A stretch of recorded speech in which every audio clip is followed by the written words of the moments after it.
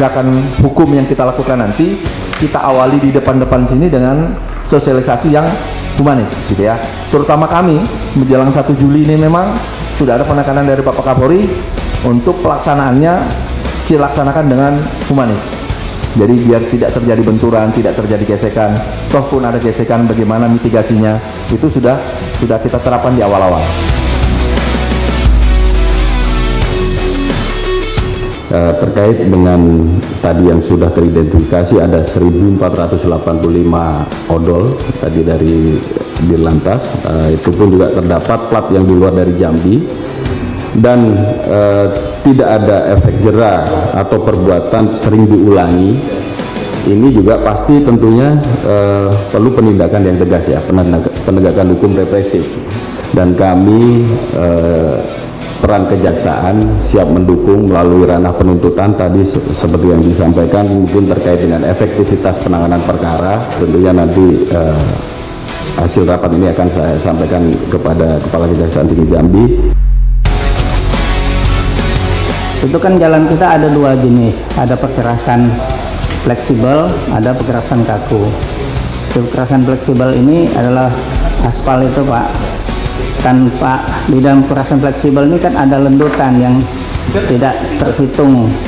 Jadi kalau roda itu melintas di beban yang sama pada saat yang bersamaan, dia tidak ada sempat dia untuk balik ke posisi semula.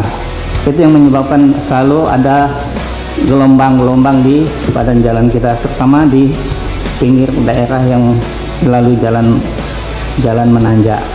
Nah itu yang kalau sudah dengan adanya overloading dan over dimensi ini sudah hilang, mudah-mudahan jalan kita sesuai harapan bersama di pemerintah pusat.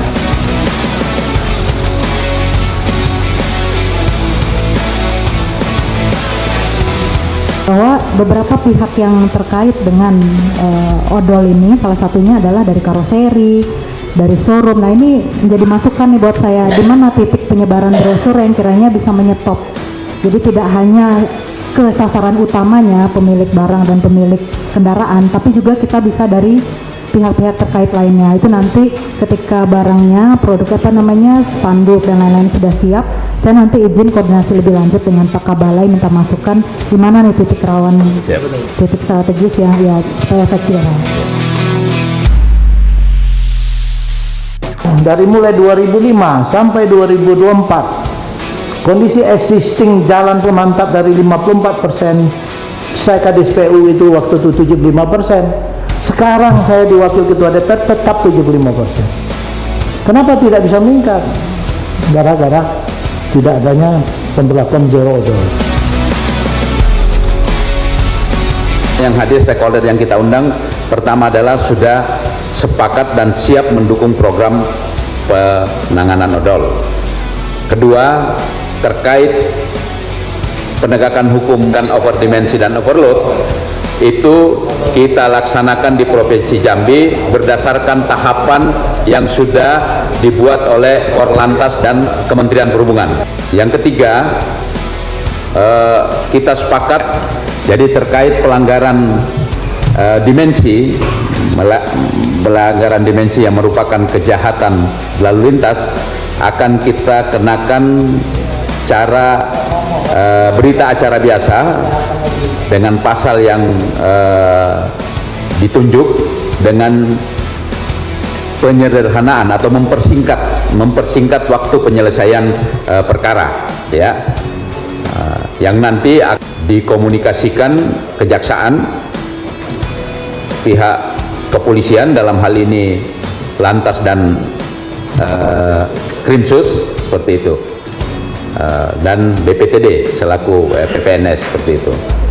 Yang keempat, penegakan hukum dari pihak kepolisian akan dilaksanakan mulai tanggal 14 Juli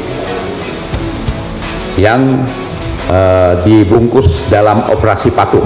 Khusus untuk Gakum overdimensi dan overload di UPPKB, karena menjadi tugas dan fungsi pengawasan dan pemeriksaan kendaraan, maka kegiatan Gakum over dimensi dan overload tetap berjalan seperti biasa, ya. Dan akan diberikan penguatan dari pihak kepolisian, baik itu dari Dirlantas, dari Krimsus, dan Polres setempat di mana UPPKB berada, dan juga penguatan dari pihak kejaksaan. Keenam, tim terkait yang rapat ini sepakat untuk melakukan penegakan hukum overdimensi di karoseri dengan penegakan hukum pemberkasan berita acara biasa, ya, dan akan menyisir dealer, showroom, dan apapun bentuknya yang memperjualbelikan kendaraan yang terindikasi overdimensi dan overload, akan kita kenakan sanksi sesuai ketentuan yang berlaku.